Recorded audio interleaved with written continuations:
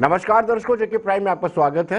मैं हूं विनोद कुमार। दर्शकों, योगी आदित्यनाथ उत्तर प्रदेश के मुख्यमंत्री हैं। उनकी स्टेटमेंट पर तंज कसा है उमर अब्दुल्ला ने। उमर अब्दुल्ला ने ट्वीट करके कहा है कि योगी आदित्यनाथ जो स्टेटमेंट दे रहे हैं कि अगर उत्तर प्रदेश में बीजेपी की सरकार नहीं आती है तो वक्त नहीं लगेगा उत्तर प्रदेश को कश्मीर बनने में, उत्तर प्रदेश को केरल बनने में, उत्तर प्रदेश को वेस्ट बंगाल बनने में। लेकिन साथ साथ जब उमर अब्दुल्ला ने ट्वीट किया तो उन्होंने कहा कि बेहतर है, कई मरलों में बेहतर है उत्तर प्रदेश से जम्मू कश्मीर।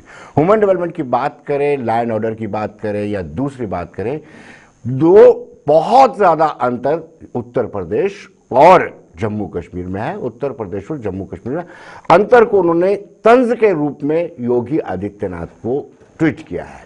यानी इस ट्वीट से साफ साबित होता है कि कहीं ना कहीं कश्मीर का प्रयोग बाकी राज्यों में किया जाता है। जैसे अक्सर विपक्ष भारतीय जनता पार्टी पर आरोप लगाती है कि प्रयोग किए जाते हैं जम्मू कश्मीर में, खासतौर पर कश्मीर में, और इसका प्रयोग के रिजल्ट जो हैं बाकी राज्यों में चुनाव के दौरान किए जाते हैं। चर्चा करेंगे। कपिल सिंह हैं कांग्रेस से। कपिल जी, आपका स्वागत है। शेख बशीर जी, आपका भी स्वागत है। आप नेशनल कॉन्फ्रेंस से ताल्लुक रखते हैं। ठाकुर अभिजीत जसरोटिया जो भारतीय जनता पार्टी के स्पोक्स पर्सन है, आपका भी स्वागत है। अभिजीत जी, आपसे शुरू करते हैं, क्योंकि ऐसा बार बार ये आरोप लगाए जाते रहे हैं भारतीय जनता पार्टी पे कि कश्मीर पर प्रयोग किया जाता है, कश्मीर को लेबोरेटरी बनाया गया है और इस लेबोरेटरी से होने वाली रिसर्च को बाकी राज्यों में इस्तेमाल किया जाता है। क्या जरूरत थी योगी आदित्यनाथ को अपने प्रचार के दौरान ये कहना कि अगर बीजेपी की सरकार नहीं आई तो कश्मीर बनने में देर नहीं लगेगी?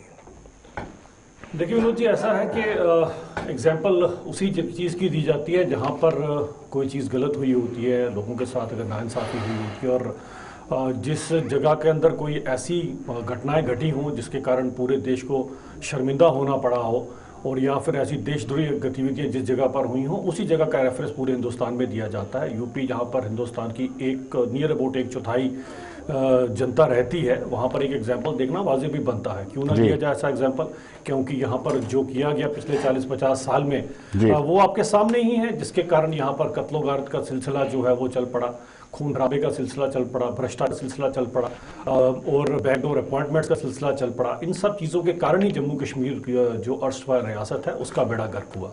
और अगर इसकी एग्जाम्पल देते हैं कहीं पर तो मुझे लगता है काफ़ी जुडिशियस है जो उन्होंने बात कही है, तो इसको अपनी स्टेटमेंट को वो क्वालिफाई भी करते हैं इसके साथ, क्योंकि उन्होंने हाथ कंगन को आरसी किया, उन्होंने कर दिखाया। एक ऐसा राज्य जिसे मैं कहूँगा कि उनसे पहले बीमार राज्य घोषित कर दिया गया था, जहाँ पर किसकी सरकार थी पहले आपको पता ही है, और उससे पहले भी किसकी थी ये भी आपको पता है। तो उसके बाद जिस तरह का परफॉर्मेंस योगी जी ने यूपी के अंदर कर दिखाया है तो उनका कंपैरिजन जरूर बनता है और बिल्कुल वाज़ेह है ये। जी बशीर साहब, आप क्या कहेंगे जो ट्वीट उमर अब्दुल्ला ने किया है और उन्होंने कहा है, बताया है साफ कि हर सेक्टर में उत्तर प्रदेश से कहीं बेहतर है जम्मू कश्मीर? मनोज जी, ये बदकिस्मती की बात है कि 2014 में ऑल ओवर इंडिया एक तब्दीली आई, लोगों ने पावर दे दिया बीजेपी को। मैं उस वक्त ये कहूँगा कि बीजेपी को नहीं दिया, मोदी जी को पावर दिया, और मोदी जी ने पूरे इंडिया के अंदर चले और इस दौरान जो फैसले लिए, पहला फैसला लिया डीमोनेटाइजेशन जी। उसके बाद 2019 में जो चुनाव हुए उनको और ज़्यादा सीटें मिली, 303। और यूपी में जो अभिजीत जी मेरे दोस्त हैं, इनका ये कहना कि कश्मीर, लगता है कि पूरे इंडिया के चुनाव कश्मीर को ही मद्देनज़र रख के और कश्मीर के ही रेफर करके किए जा रहे हैं जी। जब 2014 में ये ताकत मिल गई लोगों की तरफ से कि आप हुकूमत चलाइए, तो वो जो ताकत थी वो 3-4 चीज़ों की तरफ थी। एक तो अच्छे दिन लाने वाले, चूँकि वो खुद फैसला था, 15-15 लाख रुपया जी अकाउंट में जाएगा, उसकी तरफ भी था। उसके अलावा डेवलपमेंट के मामले में भी था। और 2014 के बाद एक नैरेटिव ये दिया गया कि पहले कुछ था ही नहीं इंडिया के अंदर, वो जो इंडिया बना। बशीर साहब 2019 के नतीजे भी इसका आंकलन कर लीजिएगा। सर मैं उसके साथ कर रहा हूँ, उसके साथ दिया पैरेलल स्टडी कीजिएगा। आज अगर यूपी के अंदर चुनाव, चूंकि यूपी के अंदर चुनाव बीजेपी, इससे पहले भी मुलायम कल्याण सिंह जी के जमाने में भी वहाँ हुकूमत बीजेपी ने की रही है, इसलिए कि यूपी, बिहार और ये जो जगह हैं, इनका लॉ एंड ऑर्डर कैसा था ये सारी दुनिया को मालूम है। ये जो अभिजीत जी कह रहे हैं इससे पहले कौन था, उससे पहले कौन था जी, वहाँ पे जो पहले थे बीजेपी भी रही है, कांग्रेस भी रही है, बीएसपी भी रही है। कश्मीर को रेफरेंस देना जो है, जिसके जवाब में उमर साहब ने कहा है कि अगर आपने इकोनॉमी डिस्कस करनी है, लोगों की हेल्थ कंडीशन डिस्कस करनी है, लोगों की इकोनॉमी डिस्कस करनी है, तो उसके ऊपर अगर आप रेफरेंस देते हैं तो जम्मू कश्मीर फार बेटर है, फार बेटर जी। 2019 तक या आज भी जम्मू कश्मीर फार बेटर है जी। ये जो अभिजीत जी कुछ बातें कह रहे हैं कि जनाब यहाँ ये था, बैकडोर अपॉइंटमेंट्स थी, यहाँ इस तरह था, ये सारी चीजें जो हैं ये हवाई हैं। आज ये हुकूमत कर रहे हैं, लाए ना, कहाँ बैकडोर अपॉइंटमेंट थी, करो ना, आइडेंटिफाई करो। करप्शन के मामले में इस स्टेटमेंट से आपको नहीं लगता है कि पोलराइजेशन करने का प्रयास किया गया या पोलराइजेशन की जा रही है? कहाँ? जम्मू कश्मीर को प्रयोगशाला बना के रखा, ये तो हम सब जानते हैं जी, लेकिन जम्मू कश्मीर की सियासी जमीन पर सियासी रोटियां सेक कर दूसरे प्रदेशों के अंदर अपनी सियासत को चमकाना ये भारतीय जनता पार्टी आज से नहीं कर रही।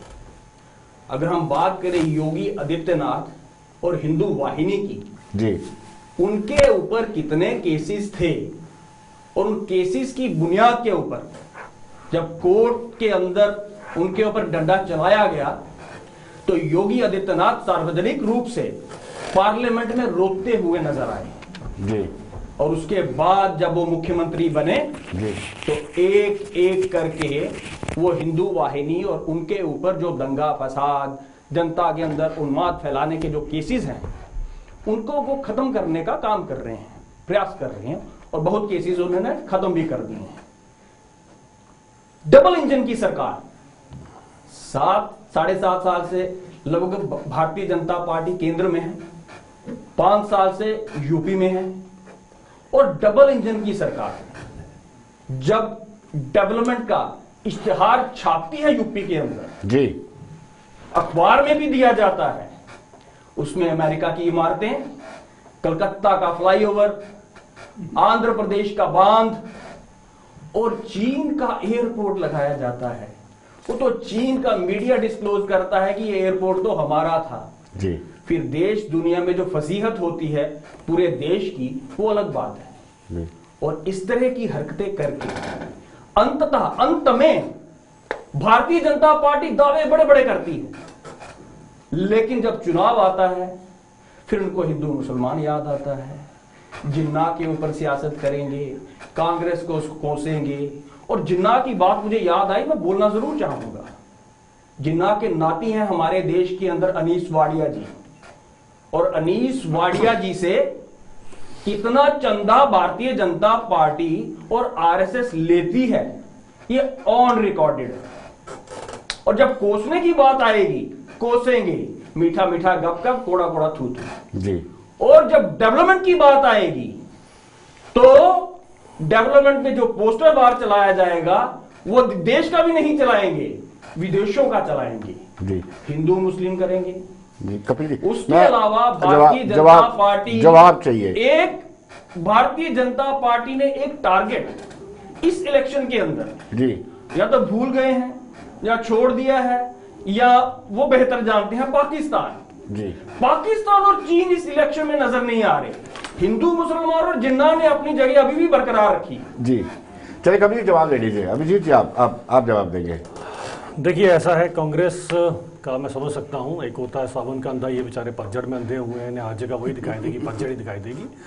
कांग्रेस का इतिहास भली भांति हम लोग जानते हैं। 47 के बाद जब देश पूरा बैलगाड़ी में घूम रहा था तो इनके कांग्रेस के उस समय के प्रधानमंत्री जीप स्कैम कर रहे थे, हम भली भांति इसके बारे में भी जानते हैं। और ये भी हम जानते हैं कि जो लाल बहादुर शास्त्री जी का जब मर्डर किया गया तो उस खानसमा को पूरे उसकी आखिरी सांसों तक पाकिस्तान में कौन उसको पेंशन पहुंचाता रहा, ये भी हम भली भांति जानते हैं। तो ये कांग्रेस अगर अपने कच्चे चिट्ठे लेकर आना चाहती है तो हम बुजुर्ग इनके 3G स्कैम से लेकर 2G स्कैम से लेकर और यहाँ तक कि इन्होंने बच्चों की गेंदे, बच्चों के फुटबॉल और बच्चों की ट्रैक तक नहीं छोड़े। कॉमनवेल्थ का इतना बड़ा स्कैंडल जिससे लोग इतने ज़्यादा इनसे दुखी हो चुके थे कि उन्होंने इनको 2014 में सिरे से दरनकार दिया। 10 साल तक लगातार इन्होंने हुकूमत चलाई थी, लेकिन इनका हाल क्या हुआ, 3 आंकड़ों से सिमटते सिमटते 2 आंकड़ों में रह गए और आने वाले आप टाइम में देखेंगे 2024 में शायद एक ही आंकड़ा इनका रह जाए पीछे। ये अपनी करनियों का ही नतीजा भुगत रहे हैं। 2014 का जिस तरह का बहुमत हमें मिला, वो बहुमत सिर्फ यही नहीं था, उसके बाद जो 2019 में हमने फिर से कर दिखाया, इसके कारण लोगों ने फिर से हमारे को पूर्ण रूप से बहुमत लेकर आगे आए हैं। क्योंकि भारतीय जनता पार्टी की सरकार कभी कथनी और करनी में इनकी फर्क नहीं होता, जो हम कहते हैं वो कर दिखाते हैं। रही बात अब जो शेख बशीर साहब ने कही, खासकर इनके जो चीफ मिनिस्टर हैं, जिन्हें अक्सर अगर आप देखेंगे पुराने, अगर आप न्यूज़पेपर भी उठा के देख लीजिए तो उनको ट्विटर सीएम कहा गया था। तो ट्विटर के ऊपर तो वो रहते ही हैं, जितना वो ट्विटर पे रहे, अगर उतना कहीं जम्मू कश्मीर में इतने साल इन्होंने हुकूमत की, कहीं जम्मू कश्मीर में अगर वो काम करते तो आज शायद इनको ये दिन ना देखना पड़ते। और जिस अनएम्प्लॉयमेंट के लिए आज उन्होंने किया है और जिसके लिए कहते हैं कि संदर्भ में आप यूपी के साथ मिलाते हैं, तो यूपी के साथ आपका उनका मेल करना बनता था हमारा। यूपी में उसी टाइम में जब एक तरफ ये लोग यहाँ पर सत्ता में थे और दूसरी तरफ वहां पर अखिलेश जी की हुकूमत थी, तो उस समय वहां पर जो अनएम्प्लॉयमेंट रेट था 15% था और आज कितना रह गया, 3% रह चुका है। आंकड़े सामने दिखाते हैं यूपी में उन्होंने क्या कर दिखाया। ये नहीं, एनसीआरबी जिसे नेशनल क्राइम रेट बोर्ड कहते हैं, उस बोर्ड ने उस समय अगर आपको उठा के देख लीजिए, अगर मैं गलत ना हूं तो कहीं 30 नवंबर 2016-17 का ये द हिंदू का न्यूज़पेपर है, जब ये कहा गया था कि सबसे ज्यादा क्राइम रेट अगर कहीं पर है तो यूपी में है। और आज वही न्यूज़पेपर लिखता है कि सबसे कम कहीं क्राइम रेट है तो यूपी उन राज्यों में आता है। ये कर दिखाया। अब इनको वही मैंने कहा कि ये पतझड़ में अंधे हुए हैं, इनको ना तो वो यूपी के फ्लाईओवर जो नए बने हैं, जो कनेक्टिविटी बनी है, वो भी इनको नहीं दिखाई देती, ना उमर साहब को दिखती है। और एक चीज और बताता हूं, जेवर का एयरपोर्ट जो पूरे एशिया में सबसे बड़ा एयरपोर्ट, वो भी यूपी में आ रहा है। और सबसे बड़ी चीज, यूपी से जो पलायन होता था, बाहर आते थे मजदूर काम करने के लिए, आज सबसे कम हो चुके हैं। लेकिन ये किस कारण हो चुके हैं? सवाल ये होता है कि इस स्टेटमेंट से साफ जाहिर होता है कि पोलराइजेशन करने का प्रयास किया जा रहा है, कि कश्मीर को उस तरीके से आंका जाता है कि जब पलायन कश्मीरी पंडितों का हुआ था, यानी पोलराइजेशन करने की कोशिश की गई। नहीं, पोलराइजेशन कैसे हुई? इसमें तो वो अपनी डेवलपमेंट की बात करें, पोलराइजेशन की कैसे बात करते? एक ऐसा चीफ मिनिस्टर जिसने अपने 4-5 सालों में ही कर दिखा दिया कि वो क्या कर सकता है, किस तरह से क्राइम पर कंट्रोल कर सकता है। आज वहां पर गुंडागर्दी करने से पहले 4 बार इंसान सोचता है कि मैं गुंडागर्दी करूं कि ना करूं। योगी जी का राज है, जहां पर अगर आप रेप का इंडेक्स दिखेंगे वो भी सबसे नीचे आ चुका है। क्यों आ चुका है? जिस इंसान ने कर दिखाया वही बताएगा ना। जहां पर अगर वो अनएम्प्लॉयमेंट की बात करें, वो सबसे नीचे आ चुकी है। तो ऐसा इंसान इसीलिए अगर उसकी तुलना करेगा तो उन्हीं बीमारू राज्यों के साथ करेगा जो उनकी वजह से बीमार रहे हो। कश्मीर की बात की तो दूसरी तरफ वेस्ट बंगाल की भी बात की उन्होंने, दूसरी तरफ केरल की भी बात की। ना वेस्ट बंगाल वालों को मिर्ची लगी, ना केरल वालों को लगी। उमर साहब को क्यों लगी, अब उनका ट्विटर ही फिर से बता सकता है, क्योंकि वो वैसे भी ट्विटर से बशीर साहब बताते हैं। बशीर साहब आपको क्या लगता है? देखिए, मैं आपको बताता हूं जी, क्राइम में यूपी और बिहार मशहूर हैं जी, सारी दुनिया को मालूम है। और हाथरस का कांड जो इसके ज़माने में, जो ये कह रहे हैं कि जनाब आज तो बड़ा अमन है, जो कांड योगी जी के ज़माने में हुआ है, उन्होंने तो पिछले रिकॉर्ड भी तोड़ दिए। जिस तरह के कत्ल वहाँ, जिस तरह के क्राइम आज हुए हैं, लिंचिंग हुई है, मॉब लिंचिंग हुई है, ये भूल गए। दूसरी चीज़, ये जो उमर साहब ने लिखा है, सतपाल मलिक साहब ने जब ये गवर्नर थे और उसके बाद वहाँ चले गए, उन्होंने कहा जनाब जम्मू कश्मीर में 100 कमरे हैं कुछ लोगों के। जम्मू कश्मीर में आज 1 मिनट में ले लूँगा आपसे, जम्मू कश्मीर में जो लैंड मैनेजमेंट हुआ ना 1947 में, वो पूरे इंडिया में नहीं हुआ, जिसकी वजह से यहाँ हर एक आदमी की अपनी छत है। ये भूल जाते हैं कि यूपी के अंदर आज भी पाइपों के अंदर लोग हैं। वो जो हाउसिंग ये दे रहे हैं वो पूरी नहीं हो रही है। किस बात का डिबेट ये करें कि डेवलपमेंट क्या है, हम डिबेट के ऊपर इनको बता दें कि डेवलपमेंट क्या होती है। ये डिबेट उस पर नहीं करते हैं, ये डिबेट करते हैं कश्मीर और यूपी पर। कश्मीर आज जो कुछ है, अभी भी जो कुछ है, यहाँ ब्रीदिंग पॉइंट अभी भी है, अभी हवा अच्छी है, सब कुछ ठीक है, लेकिन ये ठीक नहीं रखना चाहते। और वक्त आने पे लोग जवाब देंगे, आने वाले वक्त में देख लीजिए, आप चलते जाइए। आप कपिल, जिस तरीके से आप बार बार ये आरोप लगा रहे हैं कि लगातार सरकार गलतियां करती जा रही है, लेकिन उसके बावजूद भी जब हम चुनाव के रिजल्ट देखते हैं तो पब्लिक भारतीय जनता पार्टी की तरफ ज्यादा नजर आता है। एक होता है सावन का अंधा, एक होता है पैदाइशी अंधा। जो व्हाट्सएप यूनिवर्सिटी का इतिहास भारतीय जनता पार्टी और उसका जो आईटी सेल है वो डिस्टॉर्टेड करके चला रहा है, और जो सारी प्रिंटिंग जो है वो नागपुर में होती है। रिश्वत की बात की, बंगारू लक्ष्मण को सारी दुनिया ने पैसे लेते हुए टीवी पे देखा है। आज तक किसी पार्टी का अध्यक्ष सार्वजनिक रूप से टीवी पे नहीं दिखा। Coffin scam, Bharatiya Janata party की सरकार थी और एक कॉफिन स्कैम हुआ था। शहीदों के कफन नोचने का काम भारतीय जनता पार्टी के अलावा किसी ने नहीं किया। यूपी में लॉ एंड ऑर्डर की बात की, उन्नाव केस और हाथरस, और हाथरस में जिस तरह से उस पीड़िता को जला दिया गया, मीडिया को वहां जाने नहीं दिया गया, मीडिया तो दूर उसके घर वालों को नहीं जाने दिया गया जी। और जितना क्राइम इंडेक्स छुपाने का काम या फिर डेवलपमेंट इंडेक्स छुपाने का काम, बेरोजगारी का डाटा हो, रोजगार ना देने का डाटा हो, जीडीपी का टेम्पटेड डाटा हो, जितना भारतीय जनता पार्टी ने किया अभी तक किसी सरकार ने नहीं किया। आपसे पहले जीडीपी जो है वो होलसेल प्राइस पे कैलकुलेट होती थी, अब रिटेल प्राइस पे कैलकुलेट होती है। और कपिल जी दंगों में कमी आई है कि नहीं है? दंगों में कमी आई है कि नहीं है? मुझे लगता है कि विपक्ष को मौका नहीं मिल पा रहा, दंगे कम हो गए। मेन स्ट्रीम मीडिया अगर हम देखते हैं तो उनमें बहुत कमी आई है, लेकिन जब हम सोशल मीडिया पे नजर डालते हैं जी तो लगता है कि दंगे भी ज्यादा हो रहे हैं जी, फसाद भी ज्यादा हो रहे हैं जी, लड़कियों के साथ बलात्कार भी ज्यादा हो रहे हैं, मॉब लिंचिंग भी हो रही है जी। और क्राइम रेट की बात कर रहे हैं।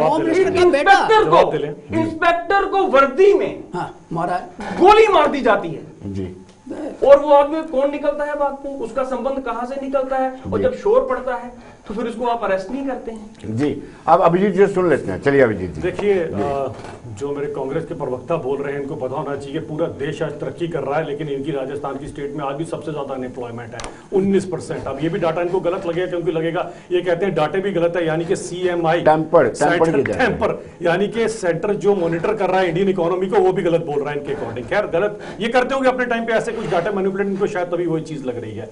रिश्वतखोरी की बात इनको बताऊं कि पूरा देश बेचने वाली ये सरकार आज हमारे को अगर ऐसे कोई एक इंसिडेंट्स को लेकर कोर्ट करेंगे तो मैं इनका साफ साफ और बोलते हैं व्हाट्सएप का डाटा आप गूगल कीजिएगा, इनके प्रवक्ताओं को शायद पता नहीं है, विकिपीडिया पर भी होगा, इनको नजर आ जाएगा वहां पर। जब इन्होंने डूरू वैली, चाबी वैली और अक्साई चीन जैसे इलाके कश्मीर चाइना का जिसका एग्जाम्पल दे रहे हैं, जब उसको इन्होंने प्लेट में परोस कर दी तो उसके बदले में इनको क्या मिला था?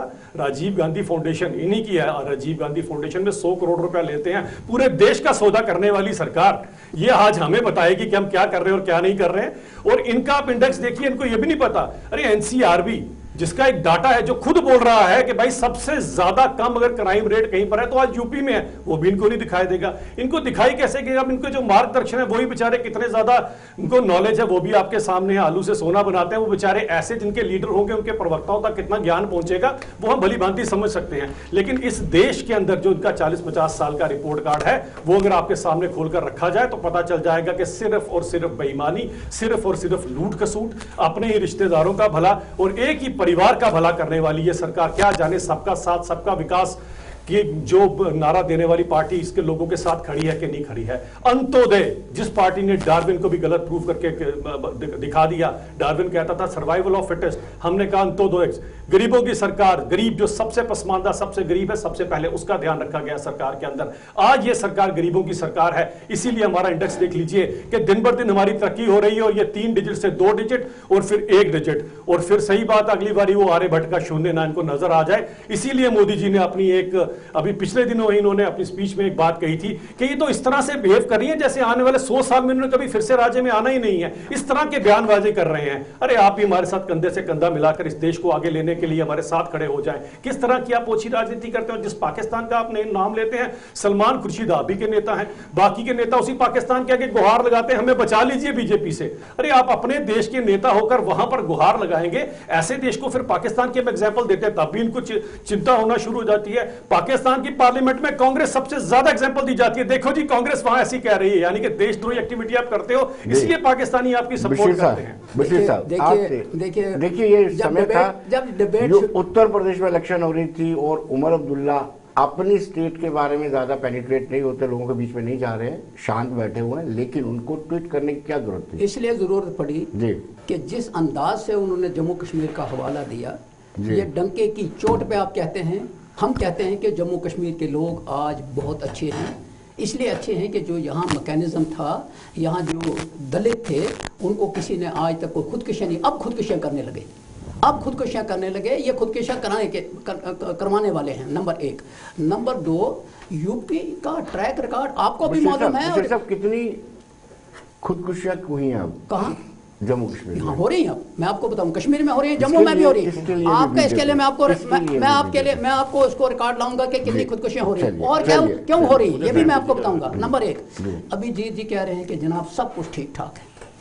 मुझे ये बताएं कि इन 7 बरसों में, 7 साल हो गए, कौन सा प्रोजेक्ट किसी भी जगह, कहते हैं जो वो फ्लाईओवर जो बने ना वहाँ यूपी में, वो काम उन्होंने शुरू किया, इन्होंने उनके फीते काटे और फिर खुद ही उन्होंने वो सारी चीज़ें जो उन्होंने कहा। एक वीडियो आई सोशल मीडिया पर, एक औरत का उन्होंने दिखाया कि जनाब वो कहती है मेरा मकान ही नहीं है, वो सारी सोशल मीडिया पर वीडियो, यूपी का ही है वो भी। जी ये ऐसे काम करते हैं, लेकिन लोग जवाब देंगे, फिक्र नहीं करिए, इलेक्शन का प्रोसेस चल रहा है, वक्त आने पे जवाब देंगे। कपिल जी का बात, कपिल जी 70 साल की बात की और प्रधानमंत्री जी भी अक्सर कहते हैं कि 70 साल में क्या हुआ।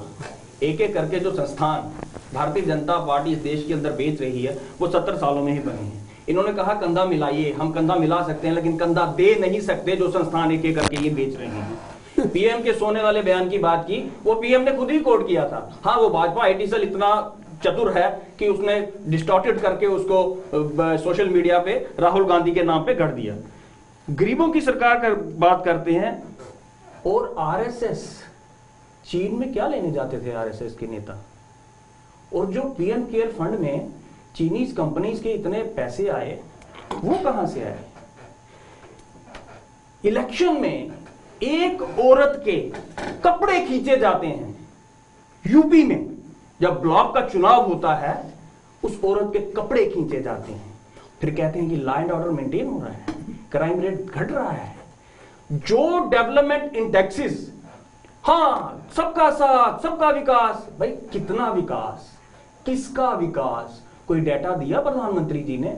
राहुल गांधी, जवाहरलाल नेहरू, कांग्रेस को कोसने के बजाय मुझे लगता है कांग्रेस फोबिया हो गया इनको। पिछले 7 साल से सत्ता में है और उसके बाद आज भी कांग्रेस को ही कोस रहे हैं।